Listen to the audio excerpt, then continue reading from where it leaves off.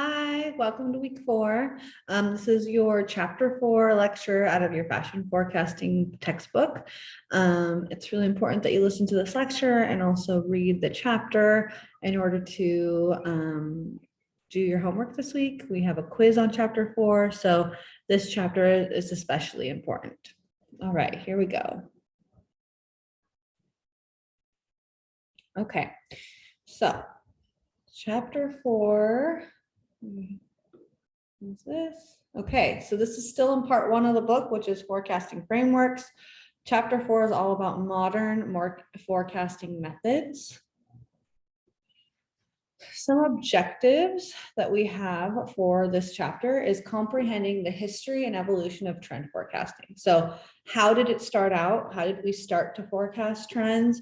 And how has it evolved, right, over time? What technology do we have in place? What resources do we have in place? What are the methodologies and theories that we have in place to make more accurate findings? Secondly is connecting current forecasting authors and experts to their trend research. So understanding the authors and theorists of trend forecasting and understanding their thoughts on trend research. Identifying the characteristics of long-term forecasting, which is very different than short-term forecasting, and explaining how long-term forecasting supports decision-making of designers, merchandisers in the textile and apparel industry. So how the decision of long-term forecasting affects essentially the business of fashion. What does that mean to designers? What does that mean to textile manufacturers? What does that mean to merchandisers? What does that mean to, exporters and importers of garments? How are they taking that information and processing it? And lastly, summarizing the methodology and evolution of long-term forecasting. So methodology is really important in this chapter and you will be quizzed on it. Okay, so the evolution of forecasting. The beginning of fashion forecasting began with the trend reporting of a French magazine called Le Mercure Galant. Okay, this is the people, these are the people or the company that first started out doing this. Okay, so they were the ones that were like, we need to figure out how we forecast the future, specifically within fashion. An important term here is fashion plates. Okay, so these are magazine illustrations of men and women wearing the latest style. So back then we were drawing out imagery because we weren't using photography as much to visualize or to communicate what people were wearing and what the latest trends in fashion were. Okay, French textile mills put out sample books or swatch books, very important terms. These are small rectangular pieces of larger fabrics cut out by fabric manufacturers and pasted into books for salesmen to take to the show with them to discuss with clients. So these textile mills that were producing the materials or the fabrics for your garments would go to shows where they would see clients like manufacturers and designers with these sample books or swatch books, showing them the latest collection of fabrics that they had. So, a French salesman would go and talk to the House of Christian Dior and say, hey, for spring, X year, spring 47, we have these beautiful silk fabrics. We have these tweed fabrics. We have, these satin fabrics. Are you interested in any of them? They would also take part in showing what's next and what's the future of the textile industry.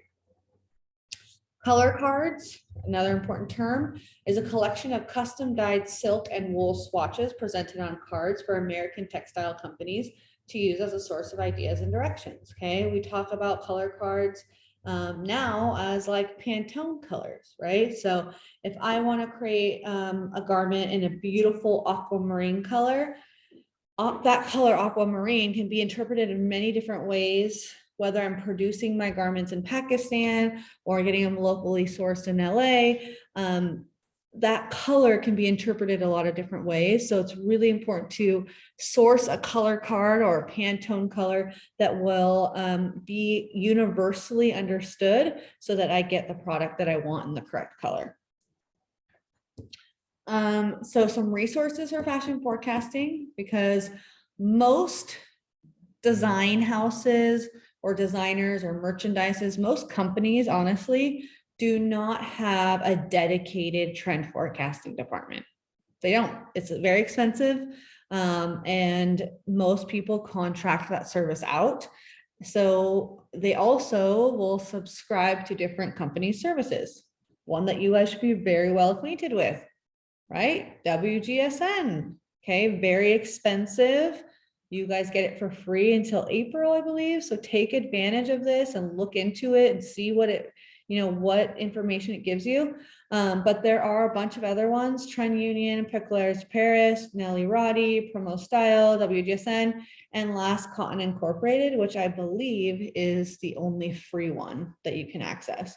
So a lot of these companies not only contract out a trend forecaster specifically to their company and to their brand identity. So let's say Nordstrom as a department store. They want to know in the next 4 years what the direction they should be headed in. They're going to hire a service or a company that has trend forecasters to essentially analyze their business, figure out their customer, and figure out what is going to be the direction specifically for Nordstrom. When we talk about these company services, this is more of a general direction, right? So we're going to go on to WGSN and see generally where's the fashion industry headed towards, right? Are we headed towards more sustainable textiles? Are we really incorporating, good practices in manufacturing, those kind of things? So this is more of a general resource. So what's happening, the trends in the industry and the business. And then you can also kind of contract specific companies to isolate your company and figure out what's the best for your company. Trend authors and futurists. Okay, so there are 4 elements forecasters and futurists use in developing long-term forecasting. So long-term forecasting can be a specific time frame, okay, for prediction. So typically it's anywhere from 5 years ahead to a decade or more. Okay, so when we talk about long-term, we're not typically talking about less than 5 years. So very important is the time frame, figuring out what the time frame for the prediction is, deciding whether you're doing 5 years, a decade, or longer. Establishing the techniques that you're going to capture, how you're going to capture your signals, using methods, okay, certain methods that interpret the signals and make the forecast. So we're using techniques to get the information or the signals, and then we're having to use certain methods to interpret that information. Like, what does that mean to us specifically, to our company, to our movement, and and foremost, what is that mean to our customer?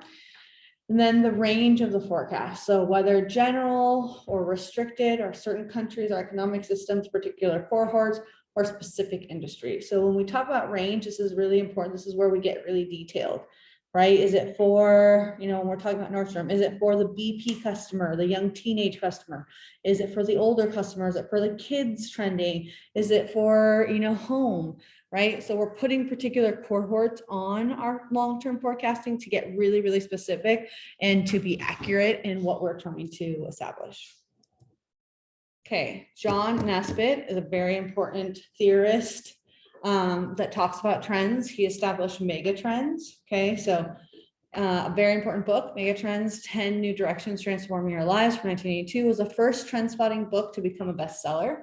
A mega trend, okay, a critical restructuring that defines a new direction for society. So essentially with a mega trend, okay, it can be with fashion, it can be economically, it can be culturally. It's a new direction that a society is moving in as a whole, okay, a general shift in thinking or approach which impacts countries, industries, and organizations. So this is huge, right? Something that we can talk about is COVID-19, right? That affected societies, countries. I mean, that was mega, right? And after that was established, what did people go out and purchase? Masks, right? In order to stay safe, to follow the rules. So that essentially impacted certain industries and organizations. A lot of people made a lot of money off of producing masks, pivoted their business models to making masks, right? Because the whole society was going in a new direction.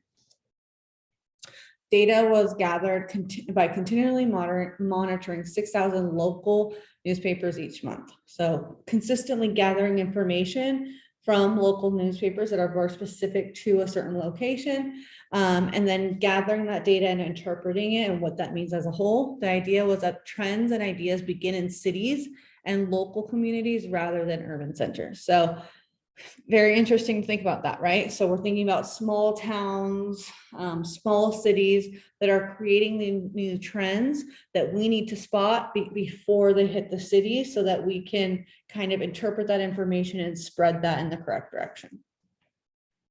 Henrik Vejblard, if I'm saying that right, style eruptions. So he essentially is establishing trendsetters. These are members of these certain groups. Okay, the young designers, artists, wealthy people, gay men, celebrities, and other style conscious subcultures. A lot of people believe that designers are the biggest members and most important members of the trendsetters.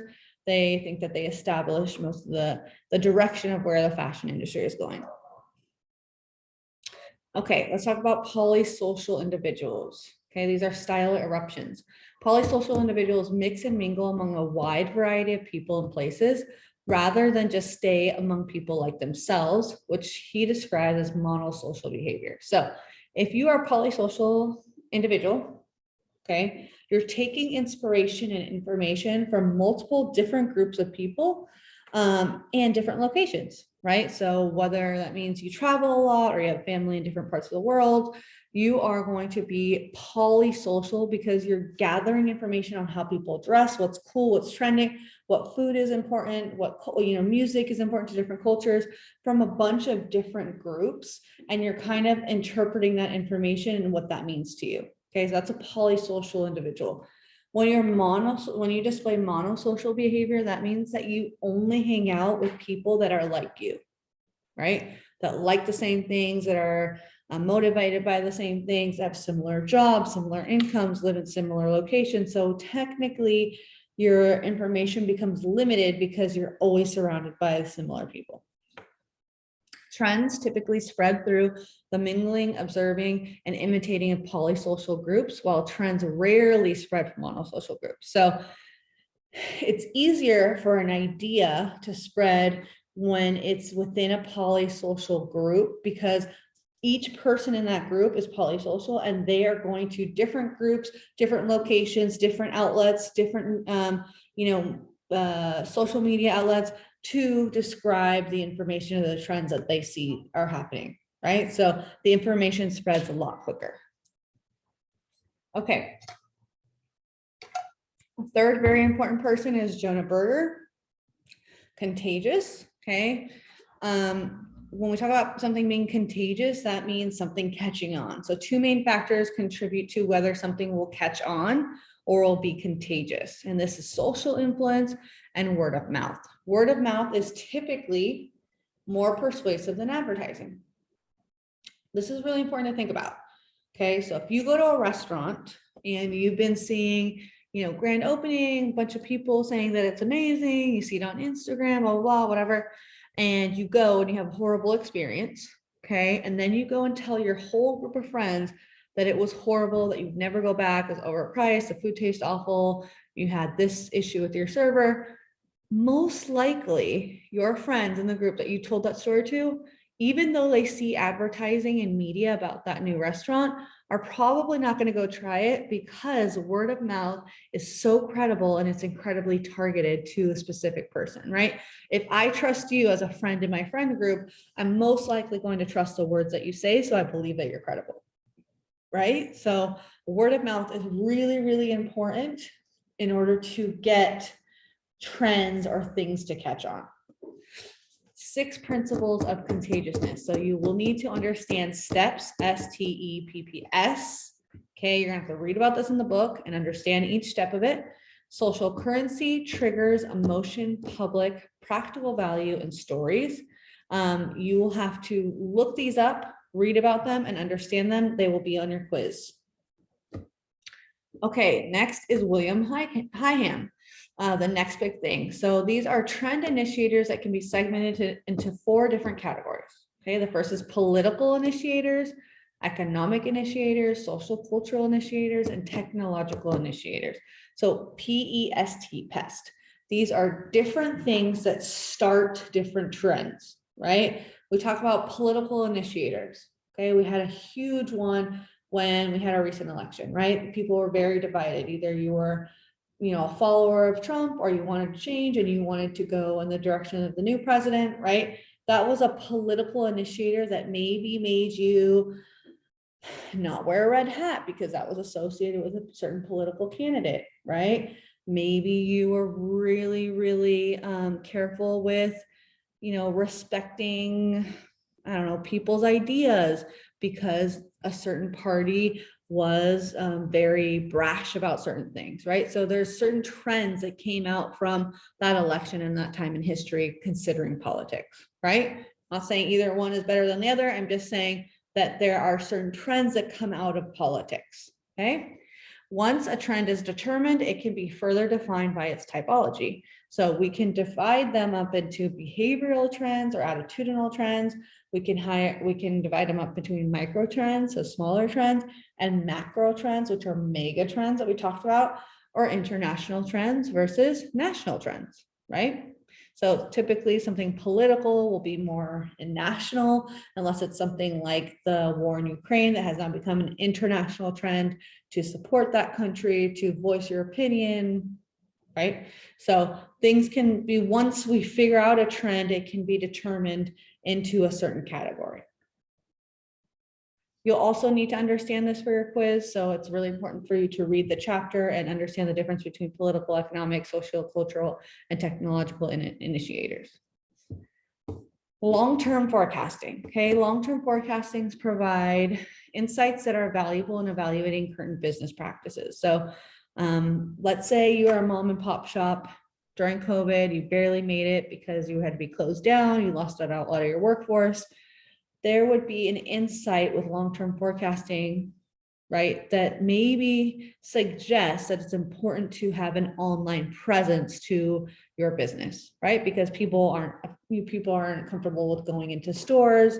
There's a pandemic, so you have to now offer your services or your products online, and people need to be able to order it and maybe pick it up with a contactless pickup. So these long-term forecasts can provide insights not only on trends, but the way that you run your business. They can also provide indications that a business needs to reposition the product in the way of relating to customers or the way of relating to customers. So maybe you have a very old business model where you don't have any communication with your customer, right? And an indication from a long-term forecast means that people really like to interact with a business on Instagram. So maybe that means that you need to hire someone that takes care of your social media, that answers people's questions, that gets back to them really quickly so people don't have to call you on the phone, and that you can get customer appreciation up, right? People really trust you. They know they can get a hold of you. They know that they can get an honest answer from you, right? Okay. They can also provide input for a company's strategic planning. So where are you going in the future? What things need to change? What's a new direction we need to go in? And lastly, it provides a backdrop for understanding and evaluating short-term forecasting. So if we understand the long run, we can divide up those years into short-term forecasting and be really successful leading up to the long run. Okay, so research strategy number 1, media scan. Okay, forecasters pay attention to a lot of different signals, a lot of different initiators. Okay, the first is new and unusual businesses.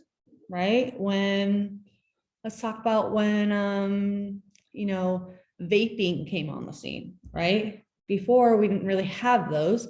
And if a new business popped up that offered vape pens, that would have been a new and unusual business. And a forecaster would have had to take that into consideration and realize that this can be something that catches on, right? And that catches a society by storm and really becomes influential.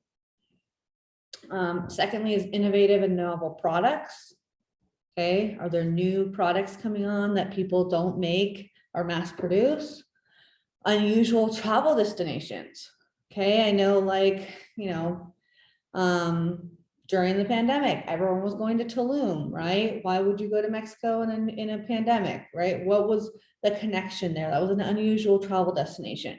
Was it because there was lower, restrictions on COVID? Was it because it was seemingly more normal life over there, right? So were people flocking to that destination? Why? What was the reason for that? New and rediscovered or redesigned leisure related activities.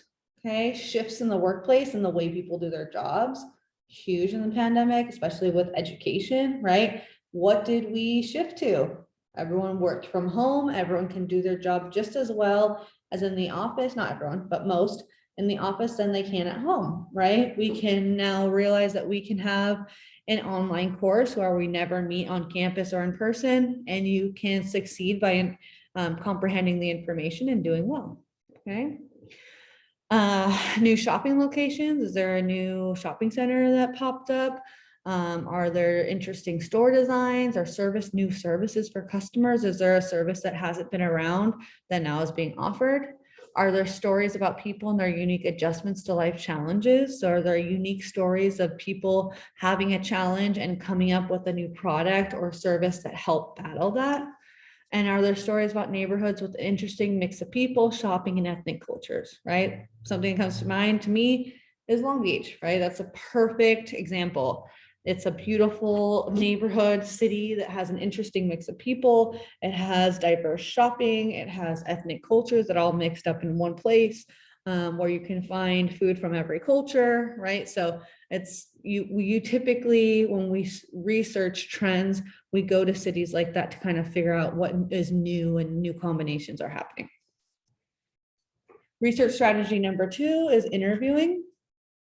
Okay, so when we're trying to understand a shift in social rules or a change in lifestyle among a cohort group, a forecaster may decide to conduct a number of interviews. So you have to ask the people that are doing the new trend, right? Ask people, have an in-depth interview that's conducted in a one-on-one to gain a deep understanding of the consumer's relationship to a product or product category. Why are you now purchasing this? Why are you now doing this service?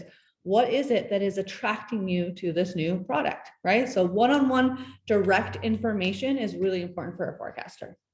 And then asking experts, okay? The third research strategy is observation, okay?